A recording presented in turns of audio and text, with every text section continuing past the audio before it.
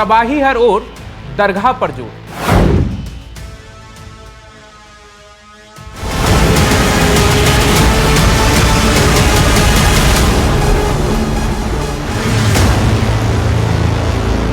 बाढ़ पर भारी दरगाह की सियासत।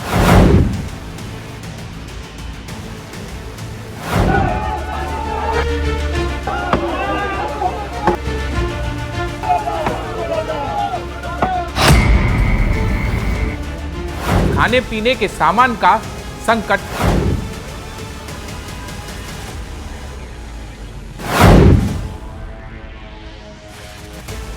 तबाही का मंजर मगर सियासी दंगल।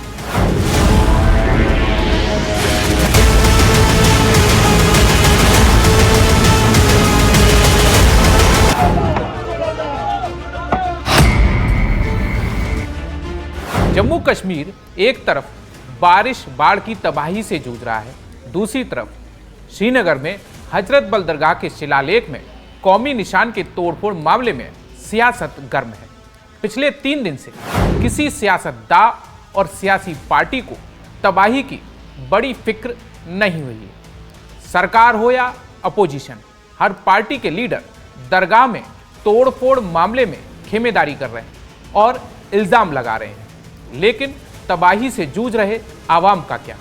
न्यूज़ 18 ने हाल में सोशल मीडिया पर एक सर्वे कराया, जिसमें पता चला कि ज्यादातर आपदा प्रभावित लोगों के सामने सबसे बड़ा संकट खाने पीने के सामान का है। सवाल है कि कई इलाके ऐसे कैसे रह गए हैं कि जहां लोगों तक अभी तक पर्याप्त मदद नहीं पहुंच पाई है। हालांकि मौसम में सुधार हुआ है, लेकिन मौसम विभाग की माने तो जम्मू संभाग के कुछ इलाकों में कहीं कहीं तेज बारिश की संभावना है। 9 से 12 सितंबर के बीच केवल कुछ स्थानों पर हल्की बारिश या गरज चमक के साथ बारिश हो सकती है। नमस्कार, न्यूज़ 18 के सोशल मीडिया प्लेटफॉर्म पर आपका स्वागत है। मैं हूं धीरज कुमार दुबे। बाढ़ बारिश से हुई तबाही और आवाम के दर्द पर आगे बढ़े, इससे पहले हजरत बल दरगाह को लेकर चल रही सियासत पर बात कर लेते हैं। इस मामले में एक नया वीडियो सामने आया है, जिसमें कई महिलाएं भी तोड़फोड़ में शामिल दिख रही हैं। हालांकि इस मामले में पुलिस ने अब तक 50 से ज्यादा लोगों से पूछताछ की है और 26 लोगों को पकड़ा है।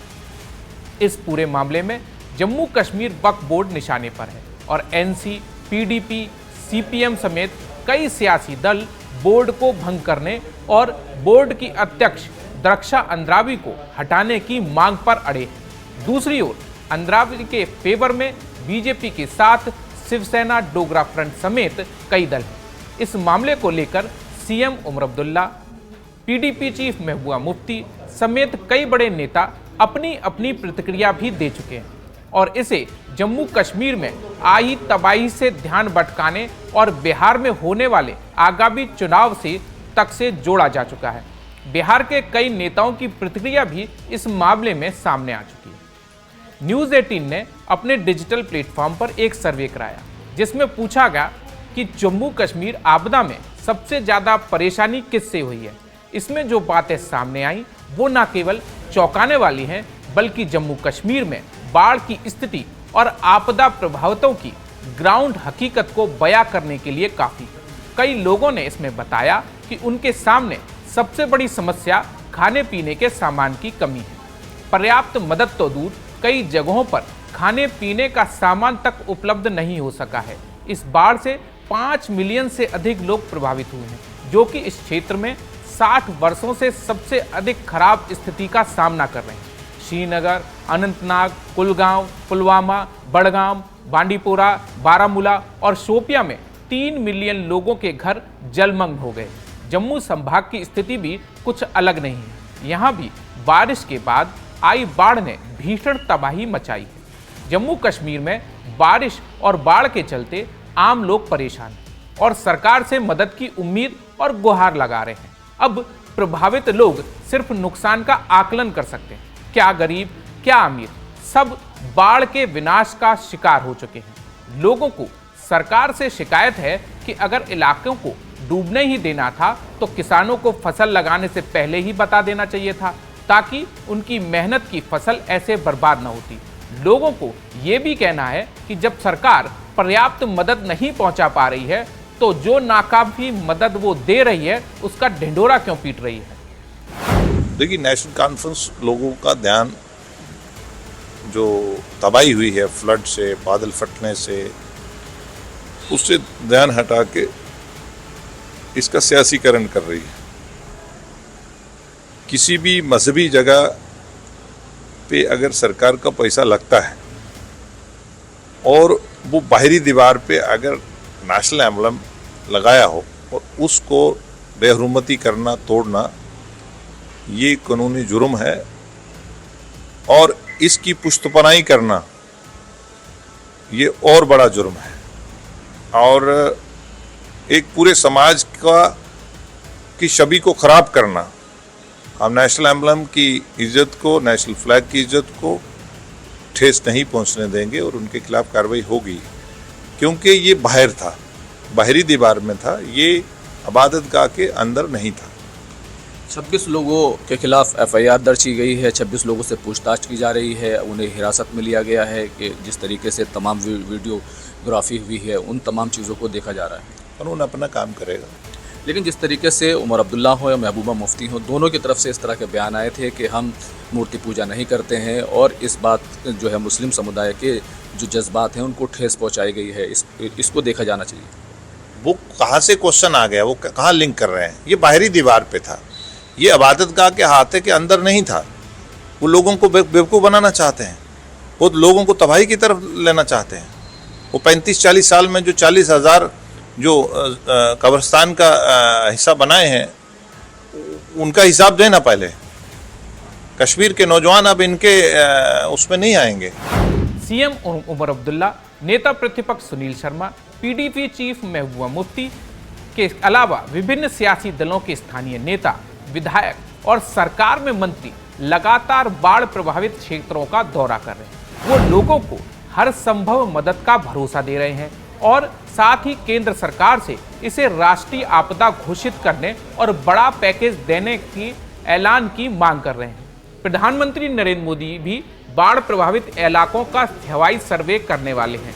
वहीं गृह मंत्रालय की टीम भी बाढ़ प्रभावित इलाकों का दौरा कर नुकसान की रिपोर्ट तैयार करने में लगी है। लेकिन इस सब के बीच बारिश बाढ़ पर सियासत भी खूब चली है। सीएम उमर अब्दुल्ला ने पूर्व की बीजेपी और पीडीपी सरकार पर हमला बोलते हुए जम्मू कश्मीर में बारिश बाढ़ के प्रबंधन के क्षेत्र में कोई काम न कराने का आरोप लगाया है। वहीं एलजी प्रशासन पर भी हमला बोला है। पीडीपी प्रमुख महबूबा मुफ्ती ने बाढ़ बारिश में लोगों तक मदद न पहुंचाने का आरोप लगाते हुए उमर सरकार पर निशाना साधा। लेकिन सवाल जस का तस वही है कि इस सियासत में आम आदमी जो प्रभावित है उसका क्या? वो तो अभी भी परेशान और संकट से जूझ रहा है और आने वाले दिनों में उसकी मुश्किलें कम होने वाली नहीं। मुख्यमंत्री उमर ने कई इलाकों में आई बाढ़ के बाद इलाकों का दौरा किया। उन्होंने लोगों को मदद देने का आश्वासन भी दिया। केंद्रीय सरकार से कश्मीर के बाढ़ प्रभावित लोगों को हुए नुकसान के लिए रिलीफ पैकेज की मांग भी उठाई। लेकिन साथ साथ पिछले 11 सालों में जेहलन फ्लड मिटिगेशन प्लान पर काम न होने का ठीकरा बिना नाम लिए पीडीपी बीजेपी सरकार और उपराज्यपाल शासन पर डाल दिया। लेकिन सच ये है कि सरकार की अनदेखी के बिना इतना बड़ा इलाका नुकसान नहीं हो सकता था। जम्मू कश्मीर में मौसम का मिजाज पिछले कुछ महीनों में बदला है। मई जुलाई में कम बारिश से सूखा पड़ा, जिससे झेलम का जलस्तर घटा और कृषि प्रभावित हुई। अगस्त में अत्यधिक बारिश हुई, खासकर जम्मू में, जहां मानसून की गतिविधियां तेज रहीं। इसके बाद बाढ़ और बादल फटने की लगातार घटनाएं हुई, जिससे संपत्ति को खासा नुकसान पहुंचा। बीते 5 माह के दौरान जम्मू कश्मीर में रही मौसमी परिस्थितियां वैश्विक जलवायु परिवर्तन, ग्लोबल वार्मिंग के प्रभाव को दर्शा रही हैं। यह बदलाव जम्मू कश्मीर में आम जनजीवन से लेकर कृषि और अर्थव्यवस्था को प्रभावित कर रहा है। पिछले मानसून के दौरान जम्मू में 300 मिलीमीटर बारिश दर्ज की गई थी, लेकिन चालू सीजन में अभी तक प्रांत में 400 मिलीमीटर से ज़्यादा वर्षा हो चुकी है। उन्होंने बताया कि जम्मू में हुई इस अत्यधिक वर्षा और मौसम में उतार चढ़ाव के कारण जम्मू प्रांत में बाढ़ और बादल फटने की घटनाएं हुई। इससे संपत्ति को नुकसान पहुंचा है और बड़ी संख्या में लोग विस्थापित हुए हैं। हालांकि मुसीबत की इस घड़ी में सेना एक बार फिर देवदूत बनकर आई और उसने प्रभावित इलाकों में ऐतिहासिक मदद का काम किया। जान जोखिम में डालकर सेना के जवानों ने कई ऐसे काम किए जो लोगों के लिए मददगार बने। वायुसेना के जरिए प्रभावित इलाकों में लगातार राहत सामग्री भी भेजी गई। बारिश बाढ़ के बाद जो सबसे बड़ा संकट सामने आने वाला है वो रोटी रोजी का होगा। इसके अलावा बिजली पानी की पर्याप्त सुचारू व्यवस्था भी सबसे बड़ी चुनौती होगी। इसके अलावा परिवहन और यातायात को सुचारू रखने की समस्या भी सामने आने वाली है। आने वाला समय सर्दी का है, ऐसे में जम्मू कश्मीर को अभी उसके लिए भी तैयार होना है। इस बारिश बाढ़ में फसलों और पशुधन का जो नुकसान हुआ है उससे किसानों बागबानों को उबरना बड़ी चुनौती है। सरकार को ग्राउंड स्तर पर जाकर लोगों की न केवल सामान से बल्कि आर्थिक मदद करने की जरूरत पड़ने वाली है। न्यूज़ 18 का ये सोशल मीडिया प्लेटफॉर्म लगातार आपको जम्मू कश्मीर के हालात की अपडेट दे रहा है। अगर आप तक सरकार की ओर से मदद नहीं पहुंच पा रही है तो आप हमें कमेंट बॉक्स में बता सकते हैं। हम कोशिश करेंगे कि आपकी बात को प्रशासन तक पहुंचाया जाए और मदद पहुंचाई जा सके। देश विदेश की खबरों के साथ जम्मू कश्मीर, हिमाचल और लद्दाख की खबरों के लिए सब्सक्राइब कीजिए। धन्यवाद।